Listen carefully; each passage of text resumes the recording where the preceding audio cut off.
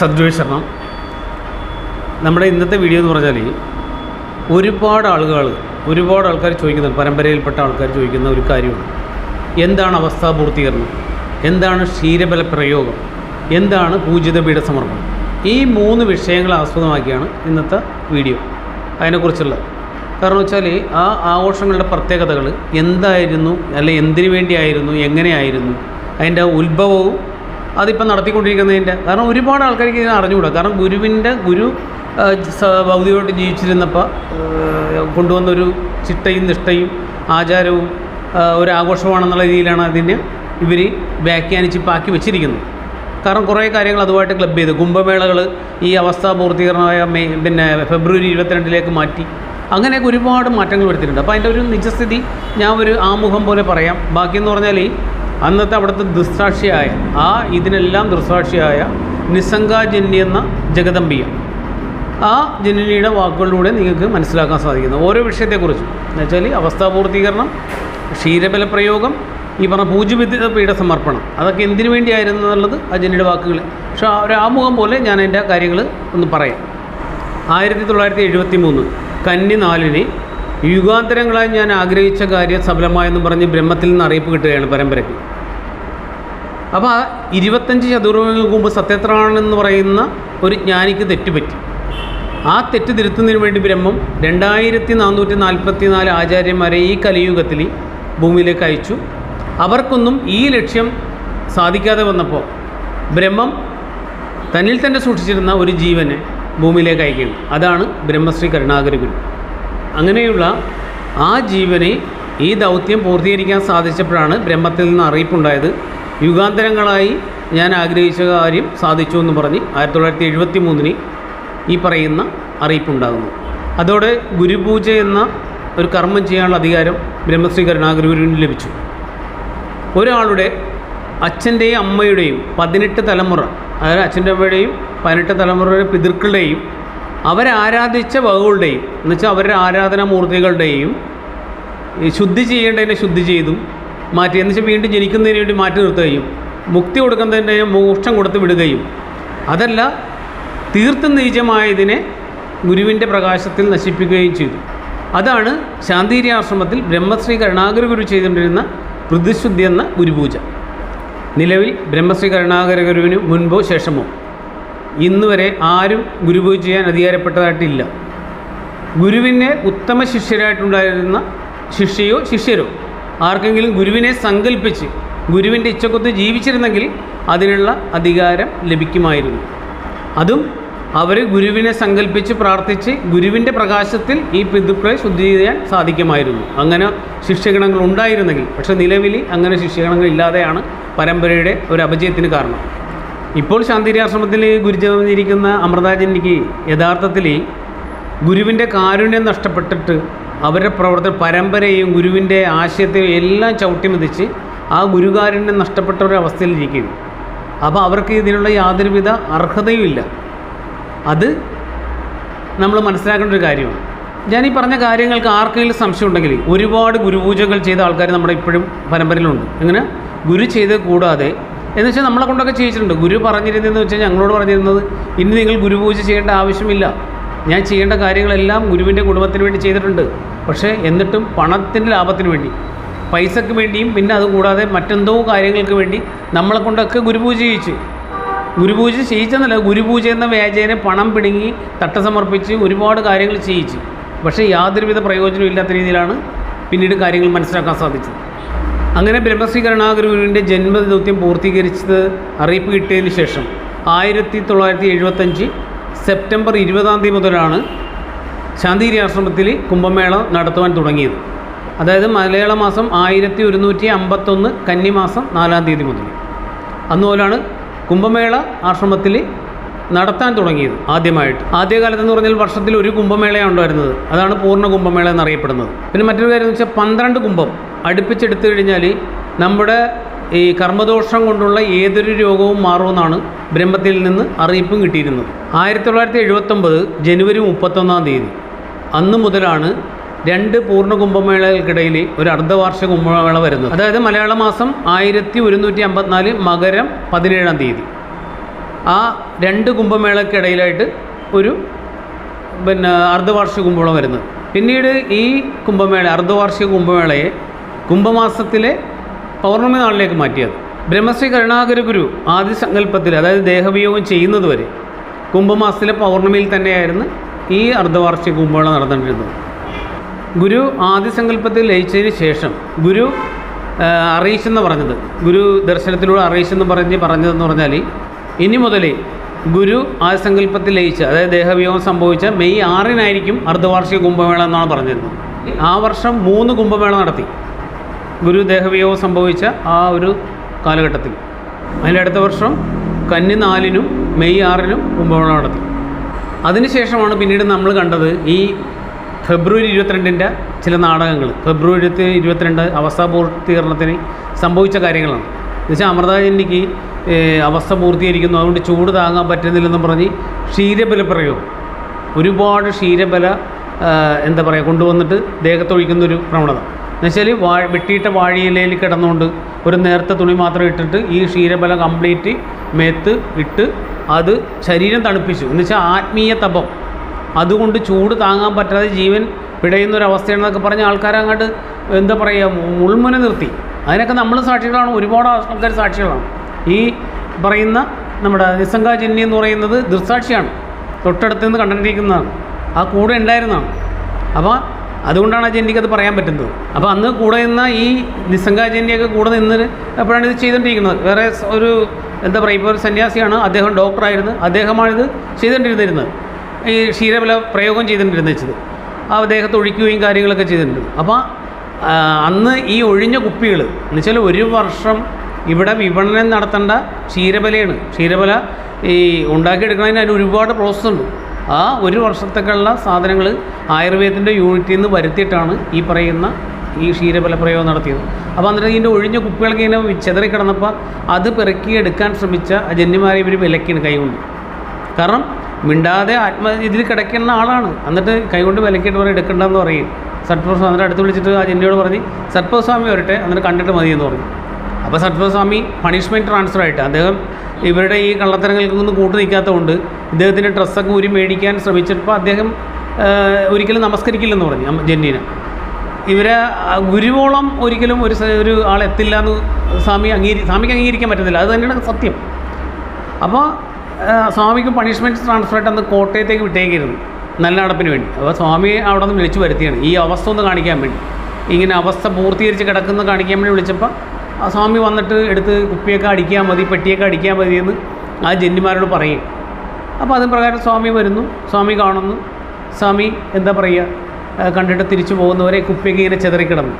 അതിനുശേഷം മാത്രമാണ് ഈ കുപ്പിയൊക്കെ വാരിപ്പിറക്കി അടുക്കി അത് മാറ്റാനും, പിന്നെ ഈ കുപ്പിയൊക്കെ വാരിപ്പിറക്കി അടിക്കുക മാത്രമല്ല, ഇവരുടെ ദേഹത്തൊഴിച്ച എണ്ണയാണ് പിന്നീട് ഈ ഓരോ അസുഖങ്ങൾ പറഞ്ഞ് വരുന്ന പരമ്പരയുള്ള വിശ്വാസികൾക്ക് ദിവ്യ ഔഷധം പോലെ ഇവർ കുപ്പിയിലാക്കിയിട്ട് ഒരു 10 ഗ്രാം 20 ഗ്രാം എന്നുവെച്ചാൽ അമൃതാജിൻ്റെ ദേഹത്തൊഴിച്ച് ആ ദേഹത്തു നിന്നുള്ള എല്ലാ ഒഴുകി വന്ന തിരിച്ച് നിറച്ചത് എണ്ണത്തോണിൽ നിന്ന് തിരിച്ച് നിറച്ച ആ ഒരു ഈ ക്ഷീരബല ആ ദിവ്യ ഔഷധമെന്നും പറഞ്ഞ് ഇവരതിനെ അടപ്പിലാക്കി ഓരോരുത്തർക്ക് എന്തെങ്കിലും പറയുമ്പോൾ മറ്റെടുത്ത് കൊടുക്കുമെന്ന് പറയും. അതങ്ങനെ എടുത്ത് കൊടുത്ത് ഒരുപാട് പരമ്പരയുള്ള ആൾക്കാർ കുടിച്ചിട്ടുണ്ട്, ഒരുപാട് ആൾക്കാർ.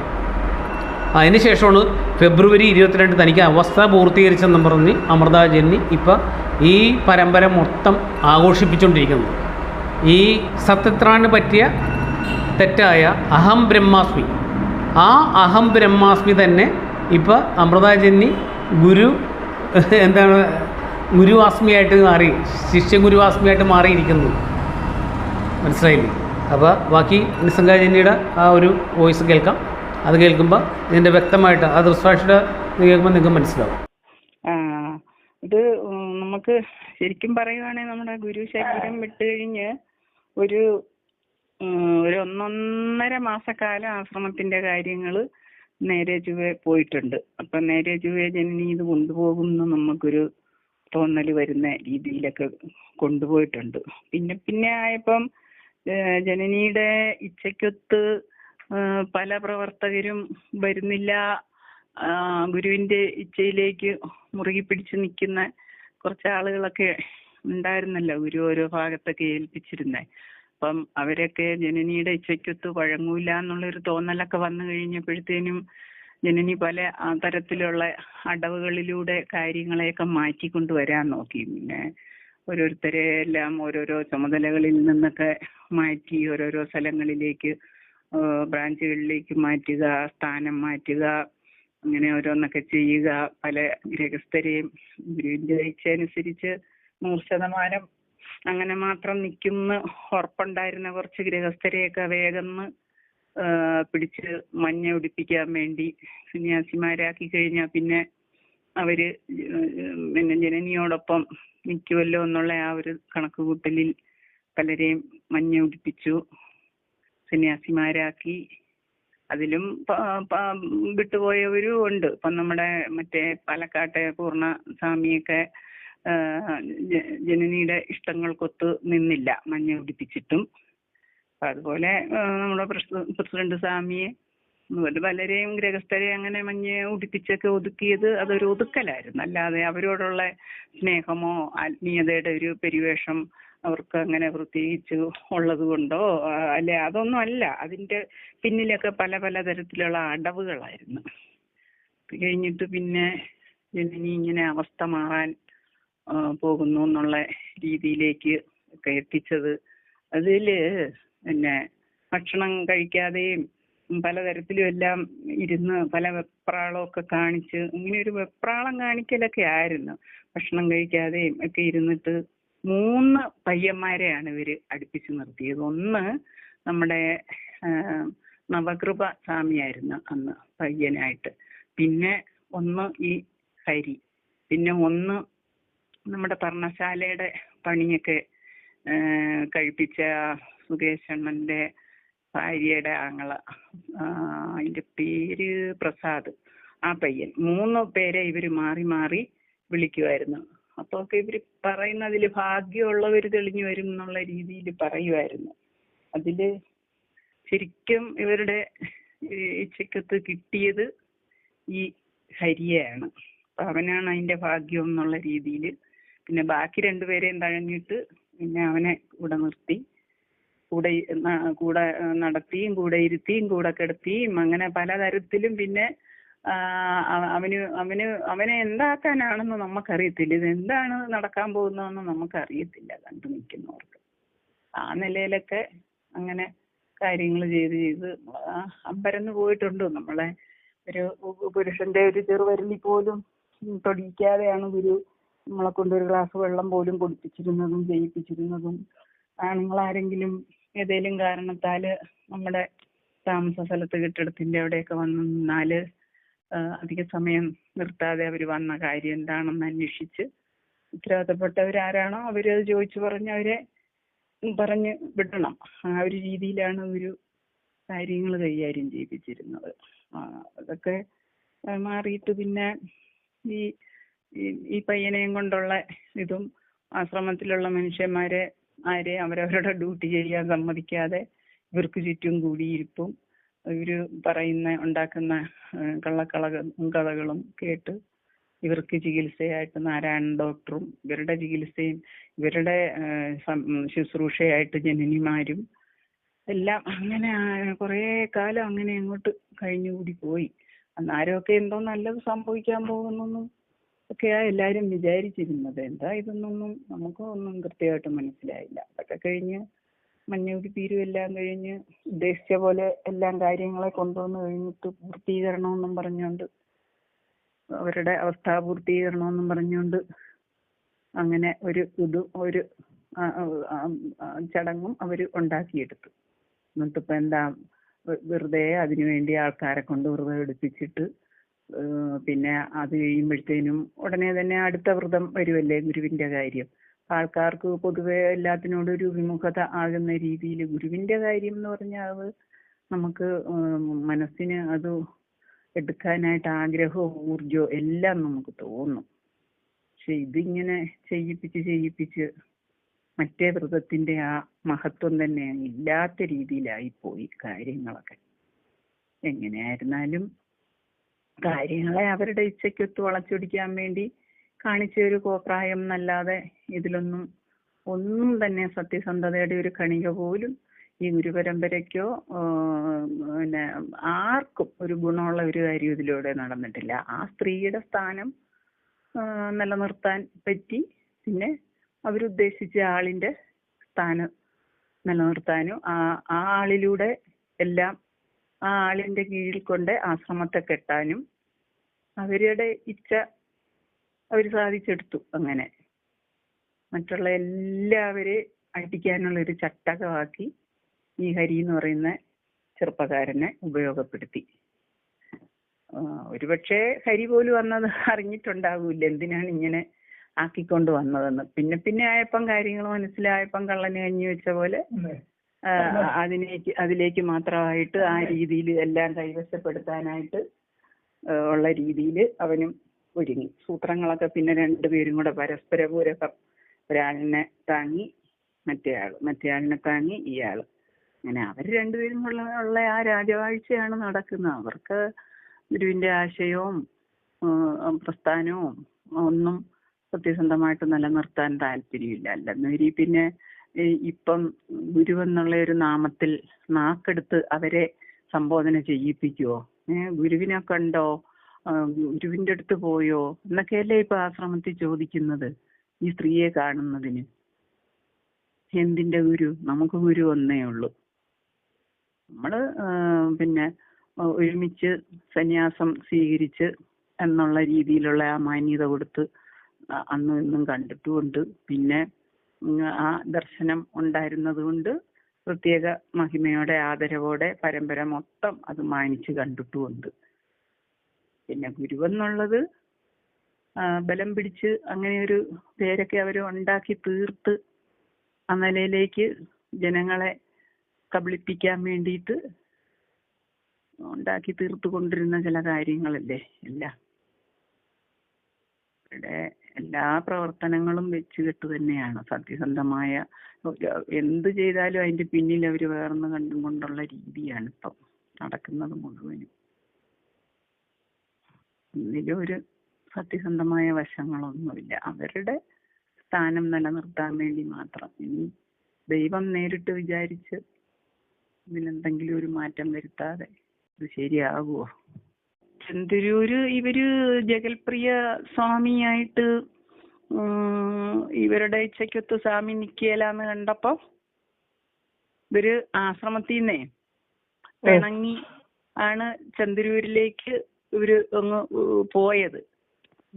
പിണങ്ങിപ്പോയതായിരുന്നു അവര്. അവരുടെ ഇച്ഛയ്ക്കൊത്ത് കാര്യങ്ങൾ പോകുകയില്ലാന്ന് കണ്ടപ്പം പോയതായിരുന്നു. എന്തായിരുന്നാലും ഈ ഒരു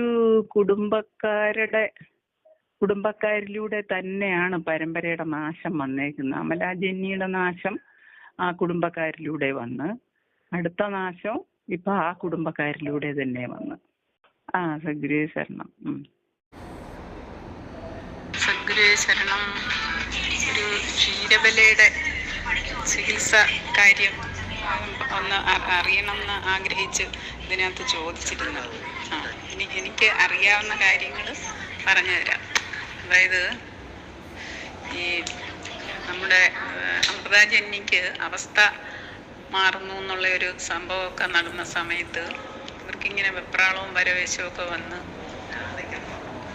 ഉരുളുകയും ഓടുകയൊക്കെ ചെയ്യുന്ന സമയത്ത് ഭയങ്കര വെപ്രാളം വന്നു കഴിഞ്ഞാൽ പിന്നെ എത്ര വീശിയാലും എന്തെല്ലാം ചെയ്താലും ഒന്നും ഇരിക്കാൻ മേല.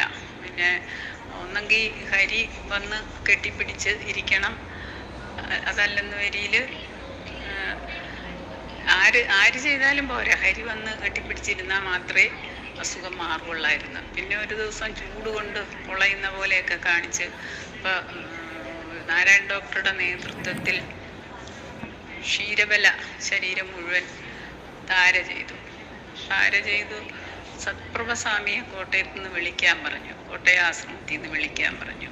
സത്പ്രഭസ്വാമി കോട്ടയാശ്രമത്തിൽ നിന്ന് തിരിച്ച് ഇവിടെ ശാന്തിഗിരിയിൽ എത്തുന്നത് വരെ, തിരുവനന്തപുരത്ത് എത്തുന്നത് വരെ ക്ഷീരബല ധാര ചെയ്തുകൊണ്ടേയിരുന്നു. അപ്പം ആയുർവേദത്തിലേക്ക് ഒരു വർഷത്തേക്ക് ഒരുമിച്ച് ചെയ്തു വെച്ച ക്ഷീരബല മൊത്തം തീർന്നു കഴിഞ്ഞു.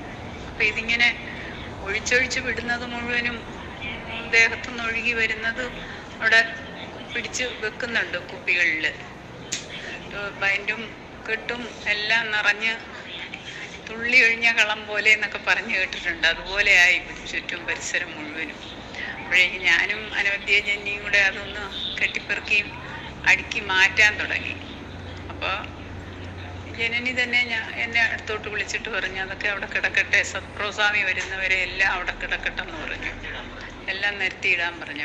എല്ലാം അവിടെ തന്നെ ഇട്ടു. സ്വാമി വരുന്നവർ എല്ലാം അവിടെ കിടക്കട്ടെന്ന് പറഞ്ഞു. എല്ലാം അവിടെ നിരത്തിയിട്ടു. സ്വാമി വന്നു. സ്വാമി കുറച്ച് സമയം അവിടെ തൊഴുത് നോക്കി നിന്നിട്ട് അങ്ങ് പോയി. ജന്നി എന്തോ പ്രത്യേക അവസ്ഥയൊക്കെ അനുഭവിച്ചുകൊണ്ടിരിക്കുക എന്നുള്ളത് അറിയിക്കാൻ ഇങ്ങനെയൊക്കെ കാണിച്ചു.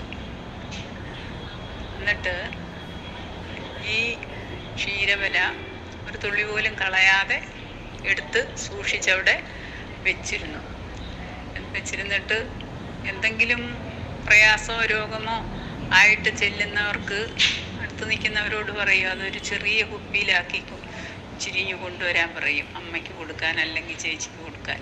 അങ്ങനെ ഇവർക്ക് ക്ഷീരവല ചെയ്ത് കഴിഞ്ഞ് എടുത്ത് ഊറ്റി വെച്ചിരുന്ന ക്ഷീരവല ഇങ്ങനെ ഓരോ പ്രയാസം പറയുന്നവർക്ക് പരമ്പരയിലുള്ളവർക്ക് ചെറിയ കുപ്പികളിലാക്കി കൊടുത്തുവിടും ഉള്ളിൽ കഴിക്കാൻ. വലിയ ദിവ്യ ഔഷധമായിട്ട് കൊടുത്തുവിടും ഉള്ളിൽ കഴിക്കാനായിട്ട്. അതങ്ങനെ തന്നെയാണ് ചെയ്തുകൊണ്ടിരുന്നത്. ഒരിക്കൽ ഞാൻ പാലക്കാട് ആശ്രമത്തിൽ നിന്ന് വന്നപ്പോൾ എനിക്കും ഒരു കുപ്പി തന്നു. അപ്പം എൻ്റെ അടുത്ത് നിന്ന് ജന്നി പറഞ്ഞു, ഇത് ജന്നിക്ക് ധാര ചെയ്ത ക്ഷീരവലയാണ്, ഒരു തുള്ളി പോലും കളയാതെ കഴിക്കണമെന്ന് പറഞ്ഞു എൻ്റെ കയ്യിൽ തന്നു. ഞാനത് കൊണ്ടുപോയി പാലക്കാട് ആശ്രമത്തിൽ ഒരു വേപ്പിൻ്റെ ചുവട്ടിലേക്ക് എറിഞ്ഞ് കളയുകയും ചെയ്തു. ഞാൻ കഴിച്ചില്ല. പക്ഷേ എത്രയോ പേർക്കത് പകർന്നു കൊടുത്തു എന്നുള്ളത് അവർക്ക് മാത്രം അറിയാം. അങ്ങനെ പരമ്പര ഈ ഒരാളുടെ ദേഹം കഴുകി ഇറക്കിയ ക്ഷീരവല കുടിച്ചു. എൻ്റെ അറിവിൽ എനിക്ക് ഇത്രയും അറിയാം ഈ കാര്യത്തെ പറ്റി.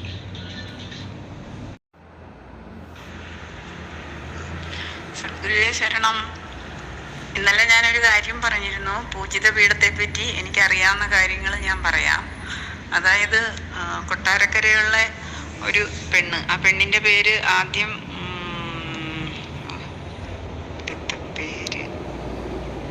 ആദ്യത്തെ പേര് ഞാൻ മറന്നുപോയി, ഓർമ്മിക്കുന്നില്ല ഇപ്പോൾ. അതായത് നിശ്ചിത ജനനി എന്ന് പറയുന്ന ഒരു പെണ്ണ്. ആ പെണ്ണിന് ഗുരുവിൻ്റെ അടുത്തേക്ക് അതിന് ദർശനം ഉള്ള 4-5 പെൺകുട്ടികളെ ഗുരു അടുപ്പിച്ച് നിർത്തുകയും നോക്കാനൊക്കെ ഇരുത്തുകയും, അതായത് നമ്മുടെ കൽപ്പനാജന്നി, ശ്രീരത്നാജന്നി, പിന്നെ ദിവ്യ ജനനി, അങ്ങനെ കുറച്ച് പേരെ ഗുരു ഇങ്ങനെ നോക്കാനൊക്കെ പാവടയും ബ്ലൗസും ഇട്ട പെൺകുട്ടികൾ ആയിരുന്നു അവരെ അടുപ്പിച്ച് നിർത്തുമായിരുന്നു ഗുരു, അവരെ ദർശനമുള്ള കുട്ടികളായതുകൊണ്ട്. അപ്പം ഈ രഞ്ജിനി എന്നായിരുന്നു മറ്റേ പെണ്ണിൻ്റെ പേര്. ഈ നിശ്ചിത എന്ന ഇപ്പം പേരുള്ള ആ പെണ്ണ് ഇങ്ങനെ ഗുരുവിൻ്റെ അടുത്തേക്ക് പെണ്ണിന് വരാൻ പറ്റൂല. പെണ്ണിന് മെൻസസ് ആയി കഴിഞ്ഞാൽ ശരീരശുദ്ധിയാകുകയില്ല, ബ്ലീഡിങ് മാറുകയില്ല. അപ്പം ഈ പെണ്ണിന് ഗുരുവിൻ്റെ അടുത്ത് വരാൻ പറ്റൂല. ഒരു ദിവസം പാലക്കാട് ആശ്രമത്തിൽ വെച്ച്, ഞാനും ഗുരുവിൻ്റെ കൂടെ ഉണ്ടായിരുന്നു ആ യാത്രയിൽ. പാലക്കാട് ആശ്രമത്തിൽ വെച്ച് പിന്നെ ഗുരു പറഞ്ഞ്, അതെന്താണടി അവൾക്ക് എൻ്റെ അടുത്തേക്ക് വരാൻ പറ്റാത്ത, അതിന് എന്തെങ്കിലും ഒരു കാരണം കാണും എന്ന് ഗുരു പറഞ്ഞ്. അപ്പം സാത്വികജന്യ ഇത് കേട്ടപ്പം ഗുരുവിനോട് പറഞ്ഞ്, ആ പെണ്ണിൻ്റെ വല്യമ്മ, അതായത് LAG ക്വാർട്ടേഴ്സിൽ താമസിക്കുന്ന മണി എന്ന് പറയുന്ന ചേച്ചി, ആ ചേച്ചി ഒരിക്കൽ ഒരു വാക്ക് പറഞ്ഞത് ജനനി കേട്ടിരുന്നു. അതായത് ഈ മഞ്ഞക്കാരികളുടെ ഇടയിൽ എൻ്റെ വീട്ടിൽ നിന്നും ഒരെണ്ണം പെട്ടുപോയല്ലോ എന്നൊരു വാക്ക്. അപ്പം ആ വാക്ക് അങ്ങനെ അത് ഒരു ശാപ വാക്ക് പോലെ, ദൈവത്തിന് നിരക്കാത്തൊരു വാക്കാണ്. അവരുടെ വീട്ടിൽ നിന്ന് ഒരു പെണ്ണ് ഇതിൽ പെട്ടുപോയതിന് ഖേദം പ്രകടിപ്പിച്ചവർ സംസാരിച്ചത്. അപ്പോൾ ഗുരുവിനത് കേട്ടപ്പം വലിയ പ്രയാസമായി. അപ്പോൾ ഗുരു സോമശേഖരണ്ണനെയും ഈ മണിച്ചേച്ചിയെയും കൂടെ വിളിപ്പിച്ചു, പാലക്കാട് ആശ്രമത്തിലേക്ക് വിളിപ്പിച്ചു. ഉടനെ തന്നെ ഇവിടെ വരാൻ പറയാൻ പറഞ്ഞു. അങ്ങനെ ഇവർ ഉടനെ തന്നെ അവിടെ വന്നു. ഗുരു ഇവരെ വിളിച്ച് സംസാരിച്ച് ശാസിക്കുകയൊക്കെ ചെയ്ത് അങ്ങനെ ഇവര് എന്നിട്ട് ഗുരുവിനോട് മാപ്പൊക്കെ പറഞ്ഞു. മാപ്പ് പറഞ്ഞപ്പം ഗുരു അന്ന് പറഞ്ഞത്, നീ എന്നോടൊന്നും പറയണ്ട, നീ ജീവിച്ച് കാണിക്ക് എന്നാണ് ഗുരു ആ സ്ത്രീയോട് അന്ന് പറഞ്ഞിരുന്ന മറുപടി. എന്നിട്ട് ഈ കുട്ടിയുടെ ഈ രോഗാവസ്ഥ മാറിപ്പോകാൻ വേണ്ടി ഇവര് ഒരു വെള്ളി കൊണ്ടൊരു പീഠം നേർന്നിരുന്നു ഗുരുവിന്. ആ ഒരു പീഠം കൊണ്ടുവന്ന് ഗുരുവിന് ഇവർ സമർപ്പിച്ച, ഇവരുടെ രോഗം മാറാൻ വേണ്ടി ഇവർ നേർന്ന ഒരു പീഠം, വെള്ളി കൊണ്ടുള്ള ഒരു പീഠം അവർ സമർപ്പിച്ചതാണ്. അപ്പം ആ ഒരു പീഠം പൂജിത പീഠം എന്നുള്ള ഒരു പേര് വിട്ട് നമ്മുടെ പൗർണമിക്ക് കുംഭം എടുക്കുമ്പോൾ അതിൻ്റെ മുമ്പിലും കുംഭമേളയ്ക്കുമൊക്കെ ഇത് മുമ്പിലിങ്ങനെ ഒരാൾ തലയിൽ വെച്ചുകൊണ്ട് പോകുന്നുണ്ട് അതിനെ. അത് പക്ഷേ ഇങ്ങനെയുള്ളൊരു സാധനമാണ്. അതിലപ്പുറം അതിൽ വേറെ ചരിത്രങ്ങളോ ഒന്നും ഗുരുവിൻ്റെതായ മറ്റു കാര്യങ്ങളൊന്നും അതിൽ ഞാൻ കണ്ടിട്ടുമില്ല, കേട്ടിട്ടുമില്ല, അനുഭവിച്ചിട്ടുമില്ല, ഒന്നുമില്ല. അതുണ്ടായത് ഇങ്ങനെയാണെന്നുള്ളൊരു കാര്യം എല്ലാവരോടും പങ്കുവെക്കുകയാണ്. ഒരാളുടെ രോഗം മാറാൻ വേണ്ടി നേർന്നതും അതുപോലെ എന്തെല്ലാം നേർച്ച കാഴ്ചകൾ, അതിനേക്കാൾ വലുത് ഗുരുവിന് സമർപ്പണമായിട്ട് ആളുകൾ നൽകിയിരിക്കുന്നു. പിന്നെ ഈ ഒരു കാര്യം മാത്രം ഇങ്ങനെ കൊണ്ടു നടക്കുന്ന എന്താണെന്ന് എനിക്കറിയില്ല. അതുപോലെ തന്നെ പല പേരുകളിലും പല ദിവസങ്ങളും ഒക്കെ ഇങ്ങനെ എന്തിനാണ് ആളുകളുടെ കയ്യിൽ നിന്ന് പണം പിഴിഞ്ഞ് വസൂലാക്കാൻ വേണ്ടി ഓരോരോ പേരുകളും കണ്ടുപിടിച്ച് ഓരോരോ ദിവസങ്ങൾ ഉണ്ടാക്കിക്കൊണ്ടുവരും. ഗുരുജയന്തി കുംഭമേളയും പ്രധാനമായിട്ട് രണ്ട് കാര്യങ്ങളെ ഗുരു ശരീരത്തിലിരുന്നപ്പോൾ ശാന്തിഗിരി ആശ്രമത്തിൽ ഏറ്റവും പ്രാധാന്യമുള്ളതായിട്ട് ആചരിപ്പിച്ചിരുന്ന കാര്യങ്ങൾ എനിക്ക് ഓർമ്മയിലുള്ളൂ. നവംബർ 5 അങ്ങനെയൊക്കെയുള്ള ഓരോ ദിവസങ്ങൾ പിന്നെ ഓർമ്മയിൽ വരുന്നത് ഞാൻ അപ്പോഴപ്പോൾ പറയാം. സദ്ഗുരുവേ ശരണം. എല്ലാവരും കേൾക്കുക.